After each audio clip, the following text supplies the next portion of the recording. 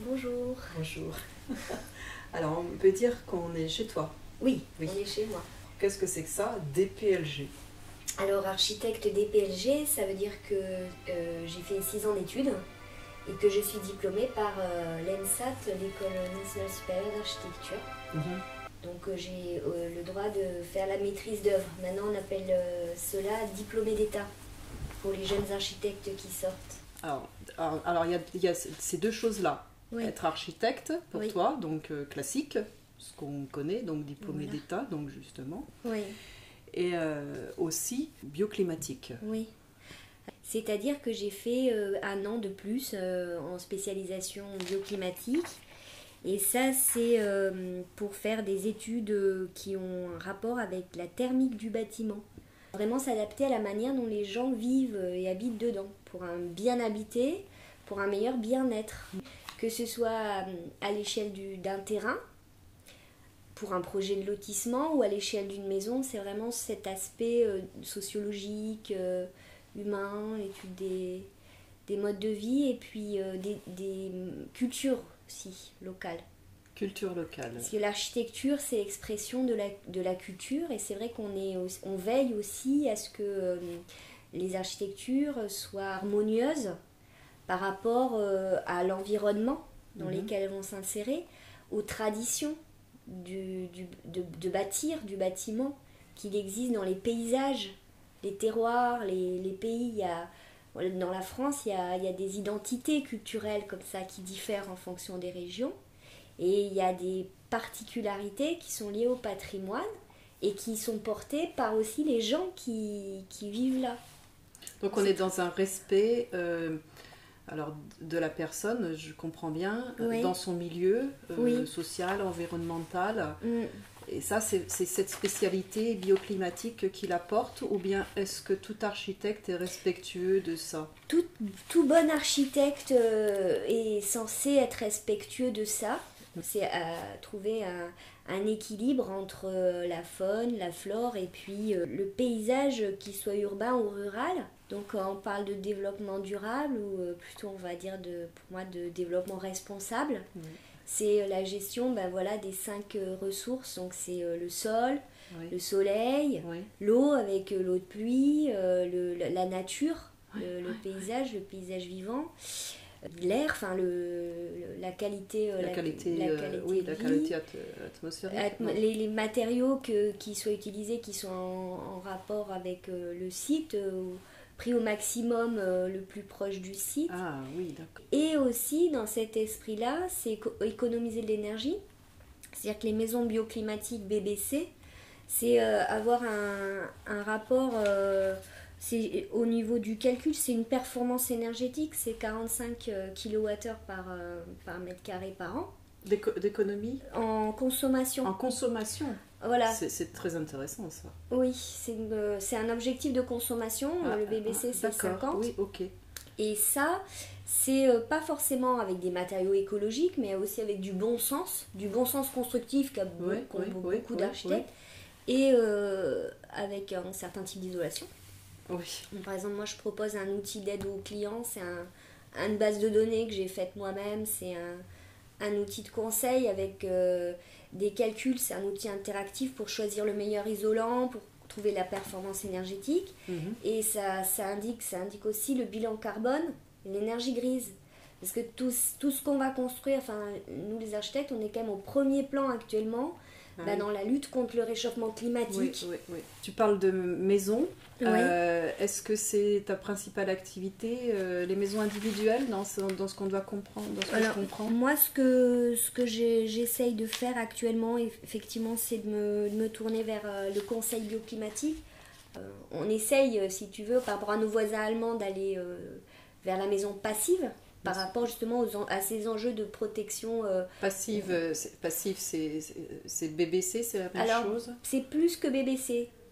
Une maison qui produit autant d'énergie qu'elle en consomme. Est-ce qu'il y a déjà des maisons passives qui existent? Il y en a, c'est très rare en France qu'il y ait des labels. En France? Ouais. Alors dans d'autres pays? Dans d'autres pays, dans les pays scandinaves ou à l'Allemagne, sont bien en avance par rapport à nous, parce que c'est déjà la norme. D'accord, alors si demain je viens te voir, parce que je veux construire une maison, hein, c'est plutôt c'est ça que fait un architecte, hein, c'est la construction d'une maison Oui. Ou ça peut être la rénovation. Alors ça peut être aussi de la rénovation thermique, par exemple, rénovation énergétique. Donc justement, si je veux une maison passive demain, oui. Est-ce que je viens te voir et que c'est quelque chose que tu proposes? Tout à fait, si tu veux une maison passive, tu viens me voir. En rénovation, tu veux dire ou en Alors, effectivement, ma question c'est ça, c'est rénovation ou bien en neuf. Et en rénovation, moi ce que je peux faire justement avec cette habilitation, cette spécialisation complémentaire que j'ai en thermique, c'est de proposer un audit énergétique si c'est en rénovation ou en réhabilitation. Je peux t'aider à optimiser ces choix-là, choisir tes équipements pour que tu puisses avoir une maison passive.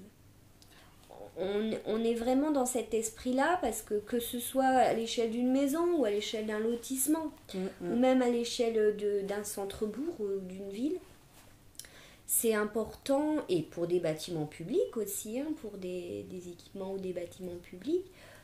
Donc effectivement, c'est très intéressant pour les collectivités justement. Alors, qui fait appel à toi aujourd'hui?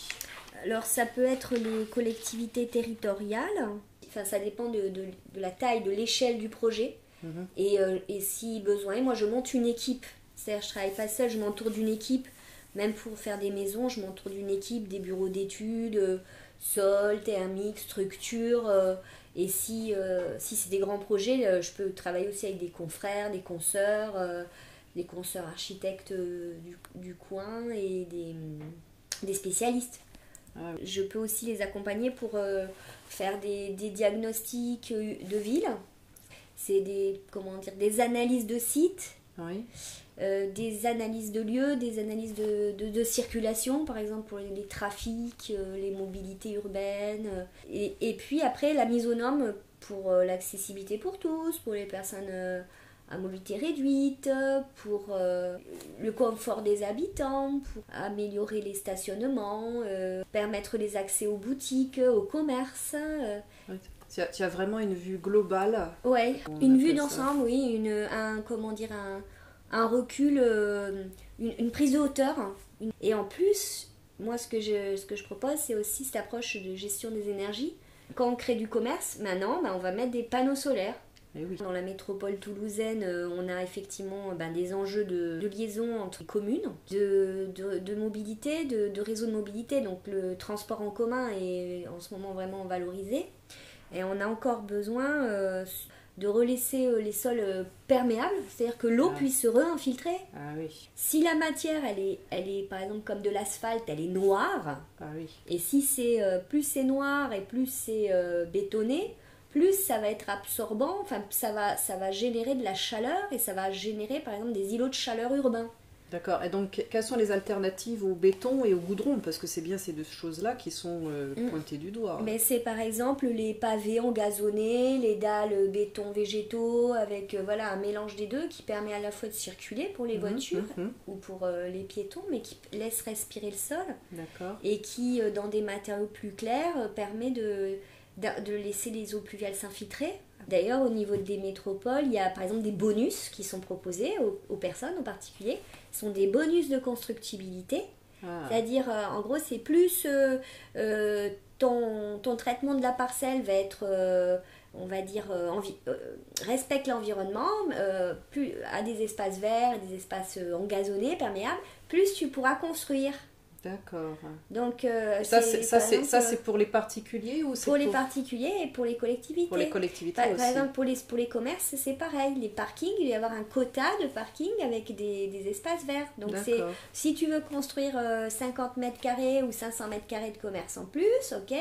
Mais alors, tu fais plus d'espaces paysagers, plus d'espaces verts et tu proposes des énergies renouvelables avec.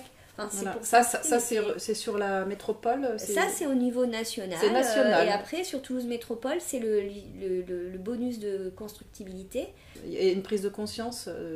Il y a une prise de conscience. C'est vrai qu'on a eu vraiment une année dernière très, très difficile, catastrophique. Et ça, c'est non seulement lié effectivement à l'artificialisation des sols, à la surcharge de certaines stations d'épuration urbaines, et aussi à la perte, comme on revient à ce qu'on disait tout à l'heure, aux identités culturelles traditionnelles, des petits systèmes, on va dire, de bon sens paysan, les petits murets, les petits fossés, les paysagères, les racines des plantes permettaient de aussi filtrer, enfin tout ça, drainer les terrains, les petits murets de pierre sèche entre parcelles, qui permettaient de gérer sur des grands sites des cheminements doux de piétons et en même temps de gérer les sols, l'écoulement des eaux. On a beaucoup de paramètres à prendre en compte.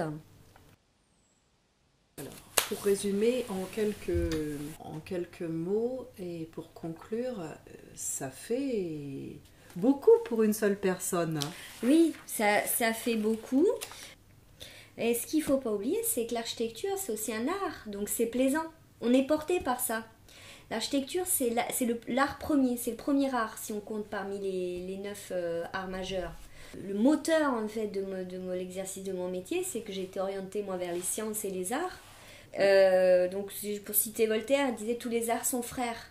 Et c'est vrai que ça aide aussi dans mon métier, parce que l'évolution des techniques, comme le cinéma a évolué du muet au cinéma parlant. Et l'architecture, c'est pareil, ça aussi c'est porteur, c'est qu'on a la technique, on a l'informatique maintenant, qui fait que ça va plus vite, qu'on peut échanger les fichiers. Il y a le BIM. Le BIM, c'est une nouvelle manière de travailler aussi pour les architectes. Enfin, il y avait encore quelque chose que je voulais te dire, Dominique, c'est que notre métier, il a évolué parce que avant, l'architecte, c'était par exemple aussi le bâtisseur de cathédrale. Les tracés, ils étaient faits à la main, ils étaient faits au sol, c'était mesuré suivant l'échelle de l'homme. C'était un des chantiers qui pouvait durer des siècles. Et dans l'idée, dans l'esprit, c'était pour des siècles. Alors que l'architecture n'est pas éternelle. Et que maintenant, tout un chacun, on peut, même s'il n'est pas roi ou je ne sais quoi, évêque, on va dire, avoir une architecture pour lui, qui soit confortable, qui soit agréable à vivre. Et les chantiers, c'est beaucoup plus rapide.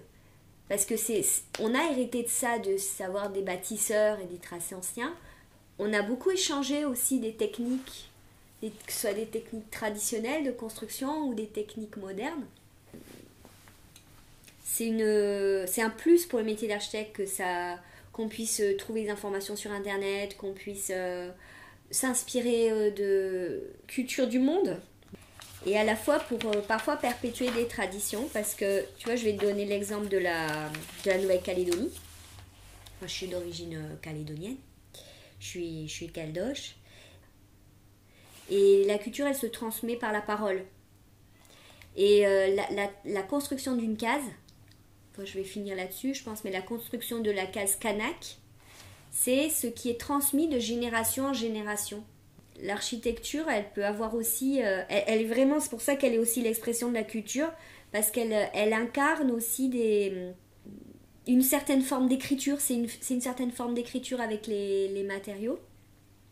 Et pour moi, l'architecture, c'est utile à la société, parce que ça transmet, c'est l'incarnation d'un besoin vital, s'abriter, préhistorique, se mettre à l'abri du vent, de la pluie, des intempéries.